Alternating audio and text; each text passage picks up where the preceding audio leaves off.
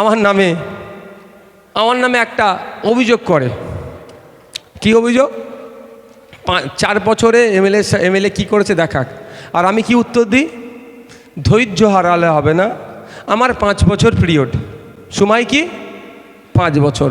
আমি আবার 5 বছর পিরিয়ড শেষ হওয়ার হয় সাথে সাথে বা শেষ হওয়ার পূর্বেই একজন বিধায়ক হিসাবে কি কাজ করেছি সেটা লিখে কি করব, খামে ওদের অ্যালার্জি, খাম দেখলে ভয় পাচ্ছে। এখন পদ্ম ফুল দেখলে ভয় পায় না ওরা, কারণ পদ্ম ফুল আর জুড়া ফুল ভাই খাম দেখলে ভয় পাচ্ছে। ওই খামে ভুড়ে প্রত্যেকের বাড়িতে আমি পৌঁছাবো, বুঝতে পারছেন? আর যদি পৌঁছাতে সম্ভব না হয়ে হয় তাহলে কি করব, প্রতিটা বুথে বড় বড় ব্যানার টাঙিয়ে দেবো 5 বছরে এমএলএ কি করেছে। এবার আপনাদের একটা কথা বলে যাই, 5 বছরে আগে ছিল 3 কোটি টাকার কাজ করার সুযোগ। 3 কোটি টাকা 3 পয়সা কিন্তু এমএলএর হাতে আসে না। এমএলএ কি প্রস্তাব দেয় ডিস্ট্রিক্ট প্ল্যানিং অফিসারকে, ওই অনেক খেলা আছে, মানে বিশাল খেলার মধ্যে টাইম নষ্ট হয়, নয় তেন অনেক করে। আমার তো প্রায় 2 বছর টাইম নষ্ট করেছে 2টো পঞ্চায়েত সমিতি, 1 নম্বর 2 নম্বর নষ্ট করে, তারপরে আমি অন্য এজেন্সিকে দিয়েছি। যাক, তো ওটা হওয়ার পরে ঘুরে ঘাড়ে আমি শুধু দেখিয়ে দিই যে এইটা করতে হবে, সেইটা করতে হবে। কাজটা আমি করি না বা আমার হাতে 1 টাকাও আসে না। এবার আপনাদের তাও বলি, এখন 3 কোটি 30 লক্ষ টাকা হয়েছে, এখন 3.5 কোটি টাকা হয়েছে, 10 লাখ টাকা করে বছরে বেড়েছে। তো এই 10 লাখ টাকা বেড়েছে নোটোরিয়াস ক্রিমিনালের কথাতে নয়। 294টা বিধায়ক বছরে আগে ছিল 60 লাখ টাকা করে খরচ করবে, এখন 70 লাখ করে হয়েছে, সেটাও ভাঙড়ের মানুষের জন্য হয়েছে। বিধানসভায় ভাঙড়ের বিধায়ক গিয়ে চিৎকার করেছিল 2 কোটি টাকা করে 1 বছরে দিতে হবে একটা বিধায়ককে, সেখানে মাত্র 10 লাখ করে বেড়েছে। কিন্তু বেড়েছে সেটা ওই নোটোরিয়াস ক্রিমিনালদের জন্য হয়নি, আপনাদের জন্য হয়েছে। আপনি পাঠিয়েছেন বলে তো চিৎকারটা করতে পেরেছি, ওদের তো ক্ষমতা নেই বলার, এতটুকু বলার ক্ষমতা নেই রমজান মাসে ফলের দাম কেন বেড়ে যাচ্ছে কমাও, এইটা বলার ক্ষমতা নেই নোটোরিয়াস ক্রিমিনালে। ও নাকি আবার মুসলমানদের জন্য ভাববে। দলিত আদিবাসী মুসলমানদের প্রতিনিধি হয়ে যারা গিয়েছে তারা কথা বলেনি, জনগণের জনপ্রতিনিধি হয়ে আমরা গিয়েছি, আমি কথা বলছি মানুষের জন্য। সে মুসলমানের ইস্যু, হিন্দুর ইস্যু, দলিতের ইস্যু, আদিবাসীর ইস্যু, মানুষের জন্য কথা বলছি। যাক, তাহলে এখন 2023-24 অর্থবর্ষে এই 10 লাখ করতে বাড়তে শুরু হয়েছে। আমার হিসাবে দেখলাম 3 কোটি 30 লক্ষ টাকার কাজ আমি 5 বছরে ভাঙড়ে করতে পারবো।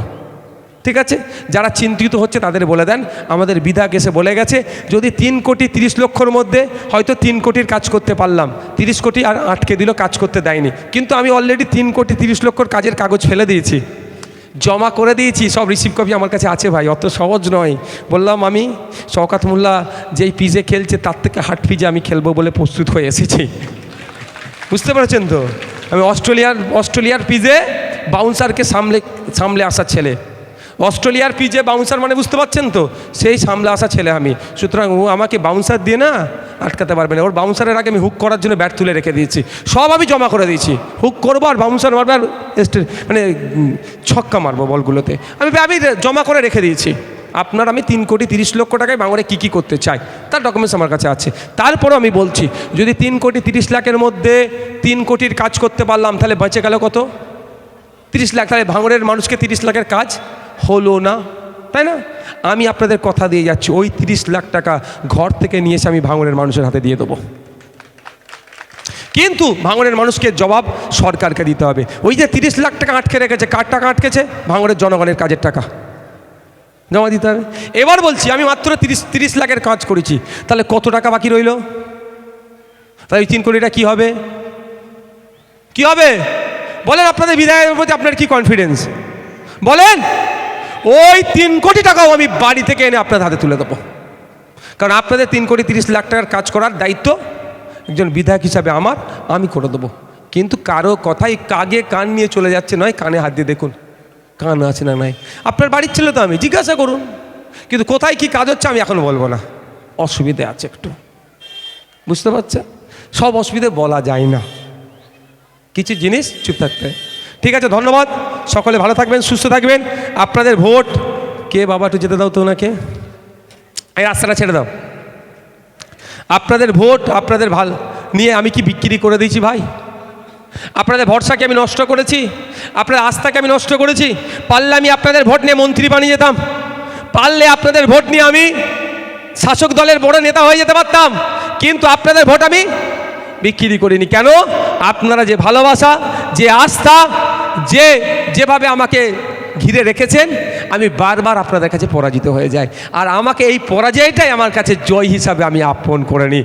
আমি আপনাদের কাছে বারবার পরাজিত হতে প্রস্তুত, কিন্তু ওদের দেওয়া মন্ত্রিত্বের অফার, ওদের দেওয়া টাকার অফার, ওদের দেওয়া মিথ্যা মামলাকে আমি বারবার ঠুকুরে আপনাদের ভালোবাসাকে আমি জড়িয়ে নিয়েছি আর জড়িয়ে নেব। আমার একটা ভরসা, 2021 সালে বিজেপি চলে আসবে বলে গল্প শুনিয়েছিল, ফলে অনেক ভাই বাপ মা ভালোবাসলো, ভোট দেয়নি আমাকে, ওই জন্য ওরা প্রায় 83,000 ভোট পেয়ে গিয়েছিল। 2021, 2025 এই 4 বছরে বিজেপি আর তৃণমূল আলাদা নয়, শুভেন্দু অধিকারী আর মমতা ব্যানার্জি আলাদা নয়। এক শুভেন্দু অধিকারী এসে কামড়াবে আর মমতা ব্যানার্জি এসে মলম লাগাচ্ছে, অর্থাৎ ঘা করছে একজন, অন্যজন মলম দিয়ে নিজের দিকে টানতে চাইছে। ভোট হিন্দু মুসলমান ভোট ওরা দুজন মিলে ভাগ করে রাখতে চাইছে, আর বাংলার মানুষকে কি করছে? পিছিয়ে দিচ্ছে। এর হাত থেকে, এদের ট্যাপে বাংলার মানুষ বুঝতে পেরেছে তো যে বিজেপি আর তৃণমূল আলাদা নয়।